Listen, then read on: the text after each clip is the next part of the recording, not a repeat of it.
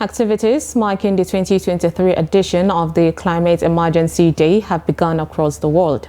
The day, which is usually marked on the 22nd of July, among other things, urges people to take part in a minute's silence to ponder on how they can make changes to protect the planet. Habibat Ajayi has more.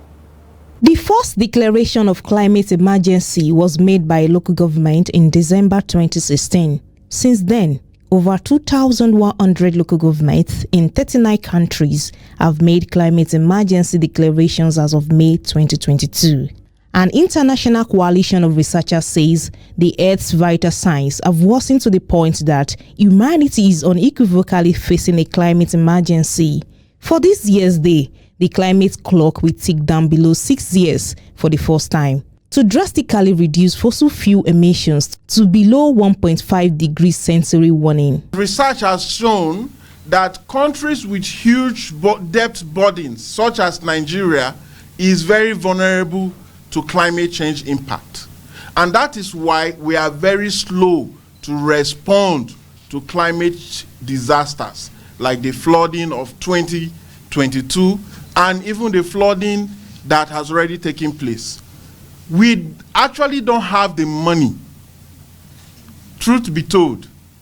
So we need someone who understands financial flows to be the Minister for Environment. However, climate activists are calling for a capable hands to handle climate finance in Nigeria, which is said to be among the least defaulters in carbon emission on the global scale.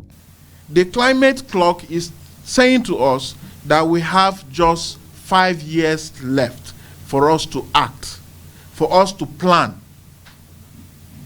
If we are not able to take care of climate impact that are ravaging our country at the moment, what happens when temperature goes above 1.5 degrees?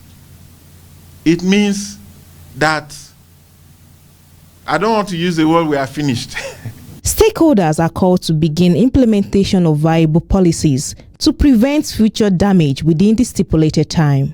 Nigeria, we have made some effort, and we must commend ourselves and also the government for the effort that we have made, but it is not sufficient, because like you see with the clock just in front of me, we don't have time.